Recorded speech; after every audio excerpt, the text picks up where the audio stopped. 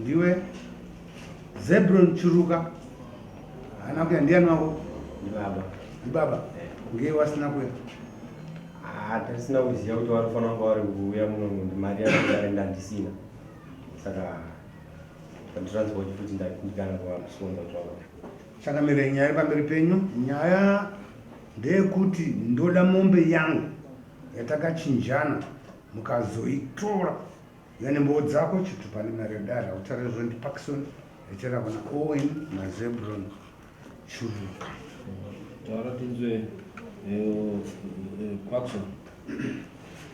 pamusoro ichangamiri ndofunga musi wa 15 June 2020 ndaitengesa dhonza rangu hombe ndairitengesa nemari yonoita 600 so ndopakauya murume uyu achiti aiwa iwo ruda keshi ndikati handida keshi ndinozotoda kutenga chipi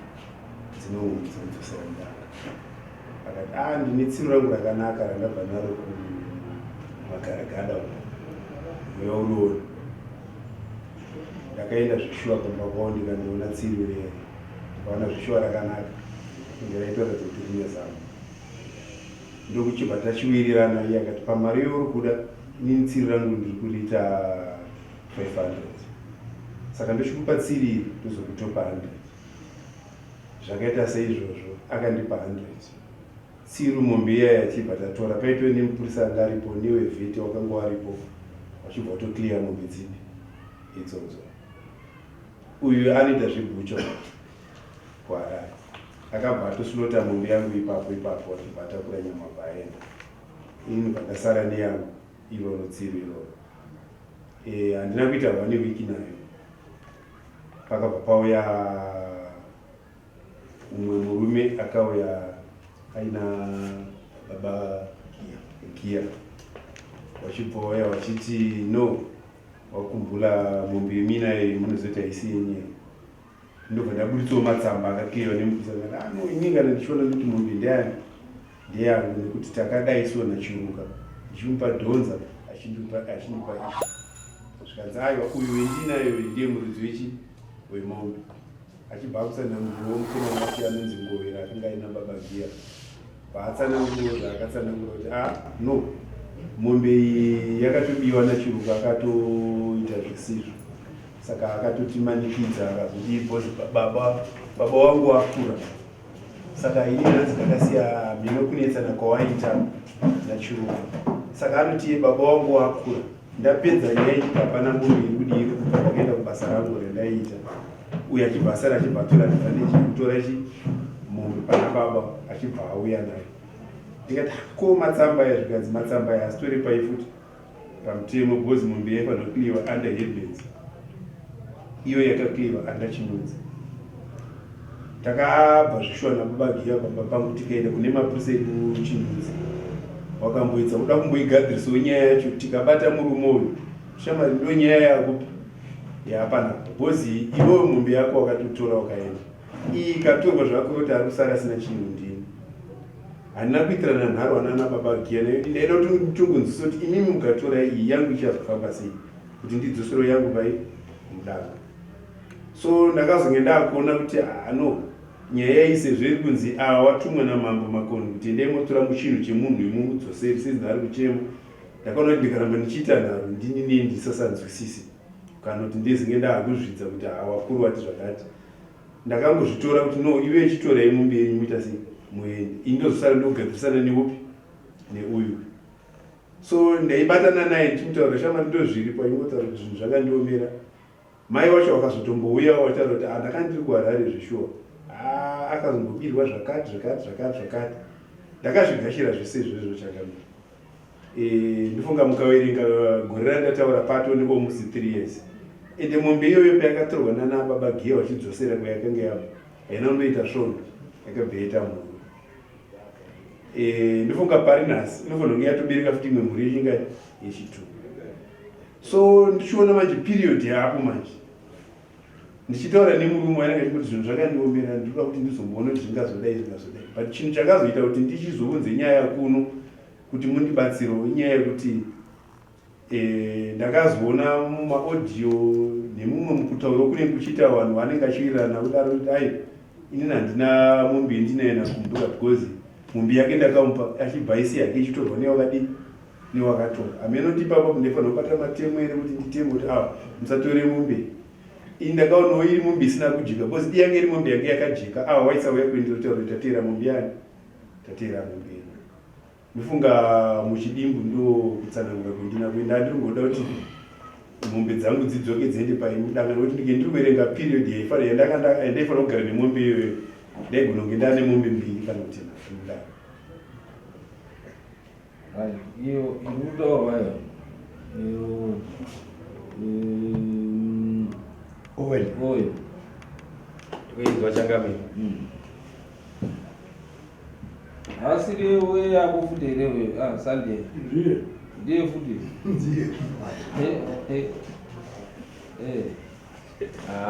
ndinoremerwa changamiri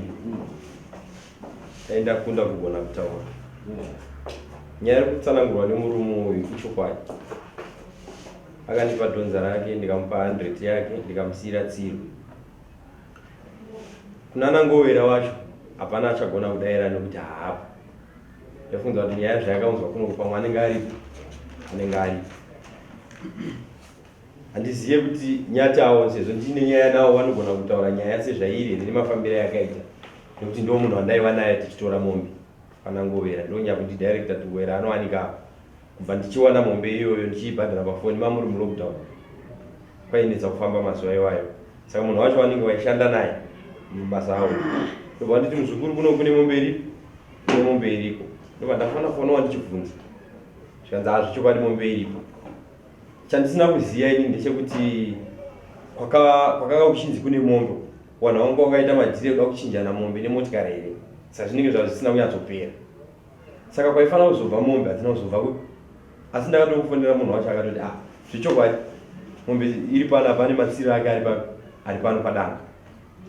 ndazobhadhara mombe iya pafoni ndiva ndakandira vanhu kungoti zvinhu zvacho zvaane makore ndakatokandira vanhu proof of payment yandakaita neecocash ndadaro kufamba kwainetsa asi murume uyu ndiva ndaigara ndichibatana naye sekuru munhu uyauya haachabatiki mari yangu yese ndofunga atowana mukana wokutoibudisa muecocash asi haachabatiki ndandasara ne$50 ndichiti $50 pachakliwa mombe ndiva ndasenda futi $50 iye anhu patagara ndofunga takatogara kusvika pakazorerutswa makondisheni elockdown yechipiri kana chechitatu iyayi pandakawana mukana ndakafamba nekamwe kamotikari kandandinako ndobva ndadira fiyo kubva uko ndakunomutsvaka avakati anowanika ndinopaziya unoyanda kubatsira takatotangira uko kwedu kupfumwe guru tauya pachinyudze patauya pachita chinyasha patasvika pamba pacho lakira takaita ndikuti tiri munzira takatakurawo mwanhu wakanga waine dowi ravo ndovanhu vatakashandisa kusvika pamusha nekuti vanoita zvekurapa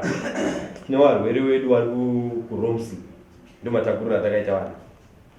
wasvika paipa wachibva wataura nemunhu uyayo wachibva wapuhwa nhamba kuti bloga kwanga akaita sisane nhamba dzimwe dzaanga kuti akushandisa saka wapiwa nhamba yayo vakomana vaya ndovakanga wakufonerana naye kusvikira tauya muno marisapi avo tatinawo takatouya nawo ndovakatoti director kusvika tasvika pamba ipapo tasvika muno marisapi ndobva tadzika kuzasi pamene kwainzi anombowanika kuzasi uko kwaaigara iro ipo kwemukadzi wacho iri ati handinyasazizoziva patamushaya murume watatatakura waya but akomana mandidhilera gandimbotengese dovi rangu vatengesa dovi rake bvapedza ndobva tazopinda mumotikari achibva achifona foni iya yange yakuita munhu yabva adaira akati ndinowanika pamene kumusoro kune chitengi chemvura chirikisani mukutoro akati alright vatsanangurirwa nyaya pafoni tine vanhu vanoda kurapa akati uyai pakati bhaati director bhaasvika inini angasati ambondiona tasingazivani tasvika papa shaa apinda mumota apinda mumota titaure nyaya yedu pakapinda mumota dhora charivhiriki nemukati pakachipinda mota manje ndobva takadhiraivha mota kuuya papaine apa sekuri munhu uyapo fandachizopa introduction inini ndini chiruka ndakatenga mombe yangu neecocash ukabva wandibloka panhamba yako ndasingachakwanisi kukubata saka tauya toda kuti tinzwanane panyaya yeiki mombe awa sekuru wachibva nditi hazvinetsi bva handiri kumba kwani kumba kwacho kana ati mombe iri kudanga handi kumba kwacho ndobva tadhiraivha mota kubva kuno kuenda kuchita chinyasha tasvika kwega takatodhiraivha kuenda kuheadlands tasvika pa10 off kuenda kwachienda mbuya achibva atiti before 10 off patino inoenda inotenda kuenda kumapurisa achibva atiti isusu zvavo zvichida kuti titange taenda kunoona mombe yacho nokuti tikasvika nemupurisa tisina kuona mombe yacho pamwe togona kutadza kukwirira for sure ndo zvinhu zvakatoitika nokuti takazoita 3 days kana ndisingakanganisi dzinenge 3 days tiri paya taita 3 days hawana sawirawo anonzi Chide womuvillage imomo Chide akati ndine tsiru riri kuenderana nemari yakabhadharwa nemunhu it was $250 ndine tsiru rinoenderana nemari yavo tadaro wachibva watadza iwo pakutopesana kwavo ikoko wachibva watadza kuti kuwirirana Chide anenge sawira pamba mai wake wachibva wauya wakati mamuonere kuti vanhu havagarisa inini nanyati takaita 3 days hatina chikafu chatakadya chipamusha ipapo taiva takazvigarira kwakusina kana mashopu kusina chii sagwira vakati imi mamusona kuti vanhu vamurukuwa pani chai mwana wenyu mimi kana akatambira mari yevanhu akatya mandi kupa vanhu vamombe yavo papa ine madzikoma acho anenge 2 anga aripo umwe wacho aenza anogara kunyavhara umwe aenza anogara ndiye anga ine mukadzi anga aripo ndobva achiti imimi zvamuri kurwara musadairire nyaya dzewani nokuti pakatomboita hondo mombe dzakutimwa dzaakudzokera indikati aiwa mukatina mombe dzikaenda kunzi kunyavhara uko ini handizopisiwa ngatitaure nyaya yedu mombe dziri pano padanga topedzerana kana tapedzerana ichi tonotora mapurisa saka vanhu ava vakati delay patasvika kuma past 6 ndobva wachiti muroora wacho mukadzi wemukoma wacho anga ari pei ndiye akatonyora agreement of sale vaiti tatenderana naOwen Churuka kuti tatengeserana kungoti pandauya kuno kumba kwapine agreement of sale kwakakiwa asi kana tikazowana munhu kana ndogona kuuya naye agreement of sale yacho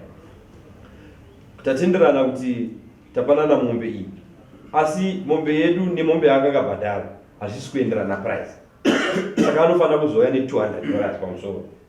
ndobva tatenderana mara achiti inini handidi kuti ndisunge mombe yenyu mudanga menyu chindisungirai umwe wacho akati ini ndiri kuchera mugodhi wangu umwe wacho akati ini ndiri kurwara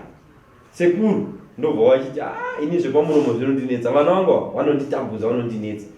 ndobva watora gambara ratataruka takatoruka nanyati ndatora gambara riya sekuru vabva vatora gambara ravo vanosunga mombe yainzi yairima haina kuwanitsa kusunga vasunga mombe yavo kana sekuru kana muri matisungira mombe maita basa isu hatichadini hatichagari tobva tatibuda nemombe yedu ndobva watakumana watakatatsvaga kuti watibatsire kuti namombe wakati hapana vanhu vari kufanira kubatsirai achiti nyati imi muchidhiraivhai motikari ndobva wadhiraivha motikari ndobva waenda kunze kwako kwakutodoka ndobva ndati namombe handazombowana nguva yekuti ndikilise mombe ndobva ndati namombe ndobva ndaenda nyati kuseri kwacho ndobva ndawabvunza nyati mazoita sei nyati wakati ndichiri kumba ndikati saka toita sei panyaya yemombe nyati wakabva nditi nini ndiri kuenda kuchinyudze ndonotora mapurisa ndikati kana munhu unotora mapurisa munobva mauya nemunhu wevheti wezi kana takuuraya panoda munhu wevheti ndobva waenda nyati vanenge vakamboda kunyimwa mapurisa here nekuti kune nyaya dzadzava dziripo dzekupiwa kwemombe here kuzita remunin'ina wavo saka vakanzi vana mushonga imi machakutrustei hameno nyaya dzadziriko ikoko ndobva wamboda kunyimwa mapurisa ndobva ndakazofonera mainyamafeni wevheti amainyamafeni ndini mwana wenyu ndoda kukirirwa mombe ndoda kusainirwa mombe nekupiwa mapepa yachi emombe ndobva wauya wakazara mapurisa avo namai nyamafeni wevheti wasvika baba ndofunga ndo wakaenda wakanotaura navo mukadzi weapa anga akanditi nini donza redombe da uribuditsa kana mukawana tsiru rakanaka munoti pandakasvika netsiru ichokwadi wakabva waenda vanotaura navo wachibva watoya ndakatomutswa ndakarorare ukauya mukadzi avo bvawatoratidzana mombe maifarira here taifarira agreement of sale yatataita ndandinayo pandawatsanangurisa mombe iyi taitora kuchita chinyasha mombe iyi ndakaibhadharira long back saka mombe yasara nechikwereti che200 ndapiwa wari kuti musi wa15 ka yanga kanyorwa dhiti remusi wa14 kusvika 14 mwezi waitei ndopa ndaifanira kuzoenda nebharanzi yavo saka ndichichinjana mombe nemurume ndakatomuudza zvese kada kumusiyira agreement of sale akati aiwa agreement of sale alright zvakanaka ndaenda neagreement of sale yangu hapana kuita 3 days zvewiki zvarutotora akatowandisa hapana kuita 3 days vanangovera vaya ndipo wakauya navagiye wachiti kutaura kwaita kumbula ngaira kumbula namukoko wachiti kwauya messenger of court yabva kwamambo Makoni iri kuti wakatumirwa summon ukaramba kuuya kudai saka wauya watora mombe ndakarwadziwa nokuti ndakanga ndisina mari ndandisina kuti ndikwanise kuti ndidzoke nguva iyoyo makombe anga asingawaniki transport yaisawaniki pandatotaura kumbula hazvikwanisiki kuti ndiwane futi mari yekuti ndafiwe kudzoka ikoko handina mari zvino hazvina kundimirira zvakanaka alright mombe yatorwa yabva yaenda inini kuti ndichaita simba rekutsvaga 200 musi wa14 wewe handina kuzombowana simba vandachitaura nakumbura zvinhu zvakandiremera munhu waMwari kana ndikanga ndangoita madhiri angu akaita zvandiri kuita ndichakutsvagira mombe yako arati tichava ne 200 toenda kwanangovera tonotora mombe svondo rapfuura ratabva panapa tichitaura nenyaya kwanyati ndakatotaura ndikataura handichazivi kuti ndiani anonzi wamuyambwe ndikati ndine nyaya yangu yemombe yapanapa iri kunzi yakatorwa naagiya watumwa namambo kuti wazotore mombe iyoyo saka ndoda kuti mundibatsirewo handizivi kuti zvinofamba sei saka audio iri kutaurwa nayo mashoko etukano pakati pangu nanyati nenyaya yemotokari saka nyati wakabva waenda kune murume uyu vanomunzwisa maaudio murume uyu ndandisina 3 days ndabva kutaura naye ndiri kutomutaura nyaya ndakada kutaura achazimu mupurisa akanga achitonibatsira panapa achiti nyaya yako kuti ireruke iwe tsvaga 200 kana watsvaga 200 tinenge tagokwanisa kuwana mabatsiriro atinokuita kuti mombe yemunhu idi idzoke saka akazondifonera pasina nguva abva angoti ndatoendesa nyaya yangu kwamambo Makoni ndosaka ndiri pano mombe iyi iwewe wakanga waitora iine chikweretu usina kupedza kubhadhara mari ndo yakasvika uchichinjanisa neye mushure messenger of court ndobva aenda achindoti akutora mombe iyoyo beki pa3 days anga aine order here handichaziya manje nokuti ini ndandiri kwaari wana wakasvikira muruoko wanga waine order here ngozi yanga isati yakutongwa ka nauyoyo kachangami ini ndakaenda ndikaita basa kumba mamiriro yakanga yakadada kuti baba vakauya vakataura nemuchangamiri vane 70 years baba ivo vakati changamiri mombe yangu ndakaenda kumapurisa ndaenda kumapurisa mapurisa akati nyaya haisi yekucriminal inyaya iri kusivu saka indoda kunorikavha mombe yangu yandakaita handizivi kuti kuprocedure yavakaita kumasamon zvese vakanga vainavo mapepa avo ese akanga atoitwa indisati atombopinda musystem yebasa saka bepa iroro judgment yavo yanga iripo ndokubva ndatakura judgment yavo iyoyo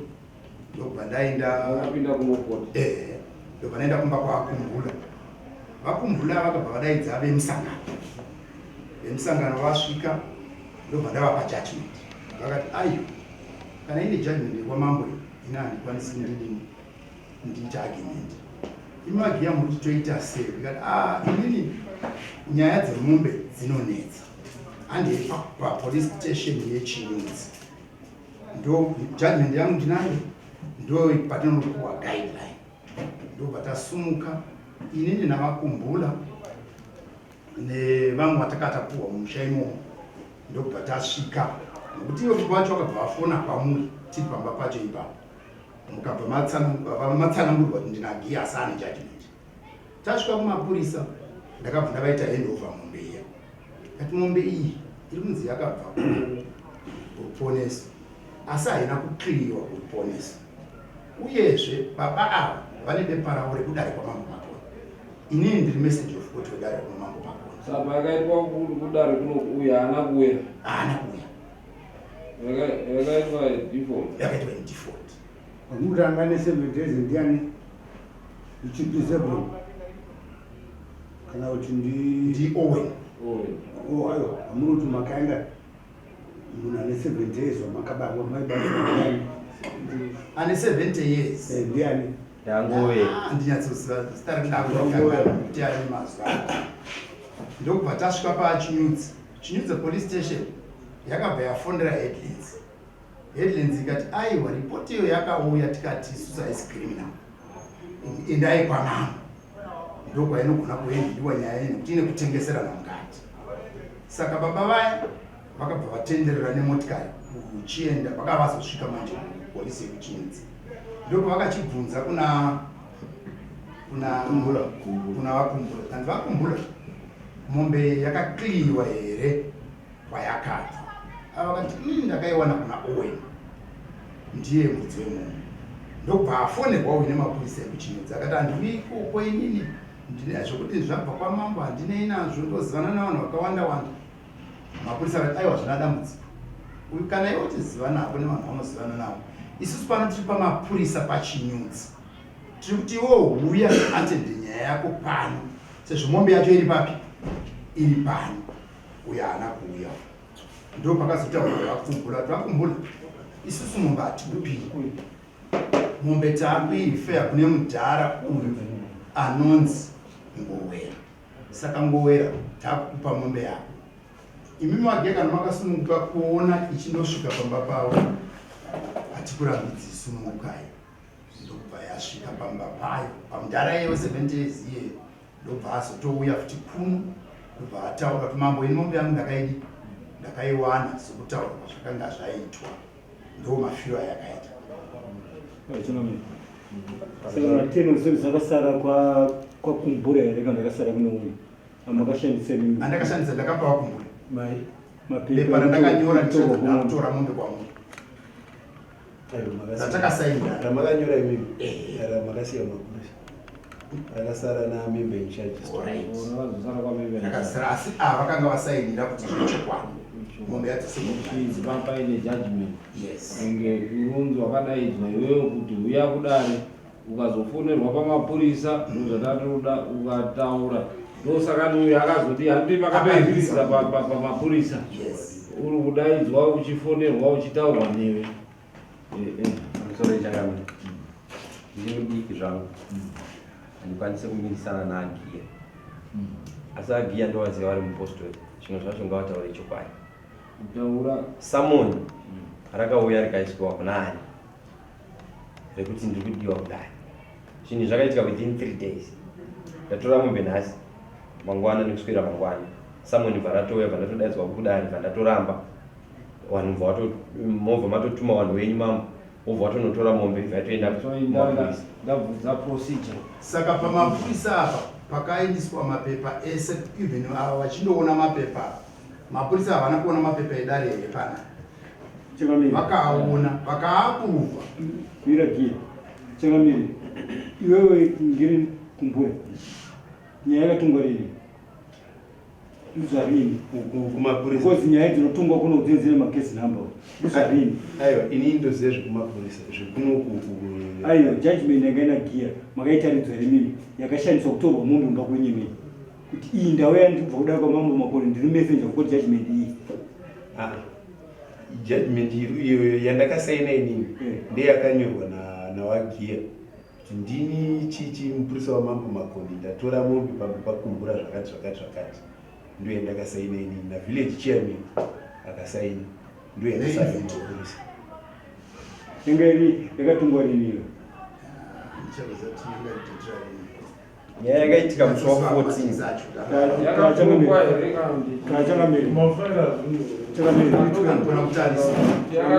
here but wakanaoda kuti mombe yakatorwa in 3 days ndizvozvo ani kuti wakapuwa iwe mombe wakagara naye mombe kwenguva yakadini zvokuti wanenge harina kupfuura saka nimba pasati paane judgment chamene achifungidzira pfungwa dzangu ndaifungidzira nyaya iyi tokona kuipostpona chingamira timboverify ofisi yedu kuti kana mozopa mutongo uri transparent kuipostpona to 16 tinoda kuona pane maareas pacho so that kana kuri kuti tichipostponda ndokupostponda ndichiziva kuti ndiri kuipostpondera chikonzero chamutanga chingamiri chekuti chandatoona chokutaurwa narume wairi ndechekuti hapagone kuti pati pa 3 days kana chiri chokwadi pange paine samoni pange pato nejudgment muna defaulter pange pato na message of court ipapapo ndo patira kuti tinyatsovhifaya kuti pakanyatsomira sei bhozi hazvigoneki kudai kari 3 months taiti 3 days ati asinyatsokwama zvana ndo patira kuvhayivhaya kuti yakanyatsofamba sei tiine mukana toipostponda tosponda tiri kuzvino asi zvinotibatsirawo nesu panotongwa dzevamwe nherera terera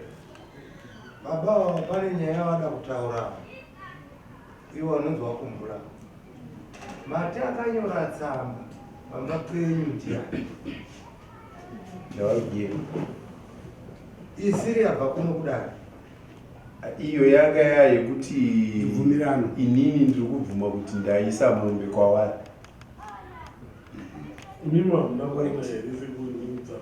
yakabva kuno yanozoenda kufunzo plus chiri kuitika ndechekuti pamwe pano ka munhu anga akatongwa muno ndichiruka message of court kana tinoenforce anoenforce kwachiruka ndo ukafanira kuenda message of court iwe wakadifota dare uine mombe waifanira kungochidzosera hauna kudzosera so takuita maattachments kudangamani makunoti kwakumbura because kumbura anga asina nyaya muno in terms of law anga asina nyaya ingari kwakumbura asi uyu mai ndiye aigona kuperekedza message of court kuti mombe wada kutora munomu ini ndakaiendesa kwakumbura uyu message of court aitomira uyu chiruka nakumbura chitaurirana kumbura mombe yandakakupa iyai yaine mutauro ndipe message of court ari mambo tiri padanga ipapo member in charge takamuzivisa kuti ndo zviri paground akati aiwa imi vagiya mombe maiona here ndikati hongu mombe ndanoratidzwa pairi iri panext door ndo payakachinjwa zvikanzi right kuti zvisanetse imimi vagiya kwamambo Makoni nemunhu ane mombe uyai nayo papolice station apa wakunotongerwa nenyaya yakuti ndo patiri kutaura kuti ona unoruzisa munhu nezvinhu zvakaitwa zvisina court judgment zvisina court dai yakauya takaziva kuti kune chikwereti che200 uyu angadai akabvisa chikwereti chake maitire azvakaita nyaya yacho yakaswatuka kwenu but nenhau yekuti makandoita execute job ranga riri incomplete it becomes complicated now because ipo pangoera tienda kuzura munhu pakaitwa maagreement akaitwa pakauya sabhuremo village chairman pakauya masawira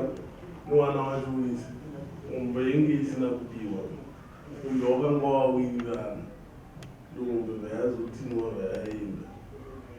saka ini ndakakata mazida kuti ndimapurisa aya akuenda ndakavabvunza kuti ivo vasitorizanzaivainanaudaro dzinombakanakuirana ngati vangoera vakakudza chitupa chavo vakasaina mombe kuti vanavo ari adina mari yavo vakawirirana pakapato nenguva yekuti uyo anotianabvunza racho raakatora mauyu taone kubhadhara chii 200 nyaya yechajwa yacho ingasiya musiridzi wako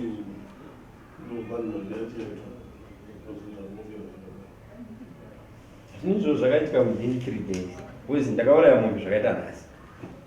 ndasvika kuharare ndakangoswera zuva rimwe chete period yekuti zvakava zvaitika rini ndakandisina iri complicated nhau yacho kuti uyu genuinely akatorwa mombe yake yaanga adi achinjani anayo the problem was between nti dai pakazoita problem yaifanira kuita problem yani yaunangoya right iwe giya dare rakukupa ndiwo akaita mesi iyi unoenda unotora mombe yacho kwawakaendesa mombe wodzorera uyu mombe iwo kana waine nyaya waunounza nyaya yawo kudare between uyu nani nangovera munhu akanga adhira naye akafa akanga ari the center story yenyaya iyo akafa waakanga ajutana naye iwe 7 years ago waakanga vanetsana naye munhu akauya navagiya kuzotora mombe kuti ari baba wacho angekuti baba wacho aiti ndini muridzi wemombe iri papa ndeyangu ini pavillage oita ngiya mombe iyo oita process yekuti mombe iyo yamakadzora ine mutauro ngaidzoke kune muridzi. Kana waine kesi ivo vanounza kesi yavo yechikwereti neuyu aine mombe yake, nekuti uyu atenga mombe yake hazvigoneki. Zvakafanana tatina vanhu vakawana booster waya, vanhu vaitora mombe wobhadhara kuna booster, wabhadharwa toti iwewe wabatwa neuroi, booster otora mombe, booster otengesera kune uyu. Vanhu booster aenda, munhu akuenda kunotora mombe yatengeserwa neuyu. Hazvigoneki kuti zvidi zviite. Chaangatogone kuenda kuti atsvage booster uyu, booster uyu odi oklema mombe yake. Ndo zvakaitika apa kuti uyu wataa kusafisa manje kuti atorerwe haana chii chaakanyangadza. Akaenda kunotengeserwa mombe yake apa. Akusasha yakadzirwa nemadhiri evairi ari kuitwa edi messenger of court asina kuunza nyaya kudara. Onyepa kuti nyaya yakaenda kudara. What happened behind the scene we don't know. You see. So he must correct his mess. Or else dare rinondotora mombe mudanga make ridzore, nekuti ndiye akatsesa zita risiri kuita a fraudulent activity. Ava kana vaine chekumhangara vanochizomhangarana vari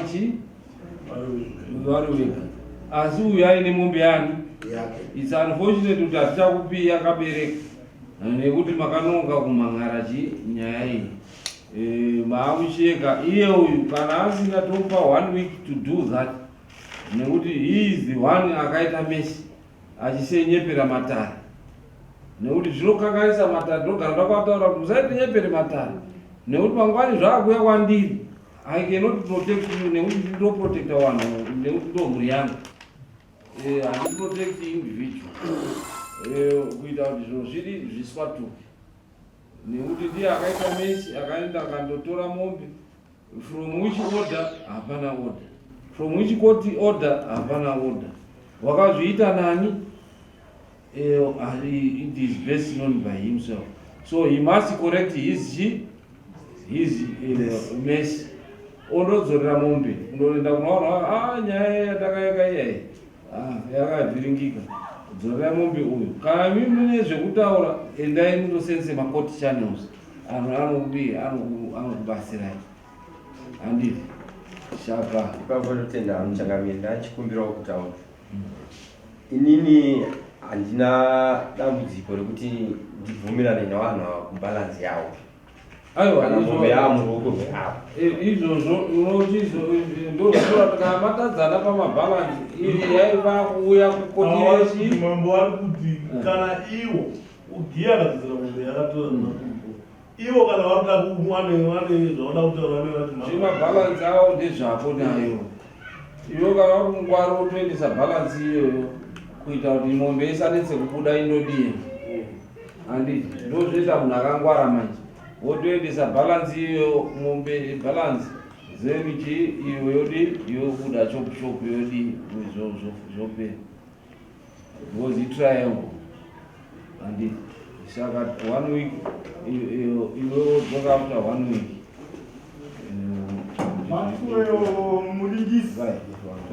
Kachana ndaikumbirawo dare kuti inzwi wokutaura kwangu vakumbula ndiye munhu andaikumbira sokudzosera kwayakaitwa. Ndaivakumbirawo mudare ndo vanogona kuidentifya mombe iyayi. Okay, mobatsirana ipapo. Oenda navo mombe akatora tobatsirana. Mombe yodzokera semafambiro ayakaita because mwana wacho akatofa ainetsana neuyu. Munotobatsirana kuti saka it's okay. Moita zuva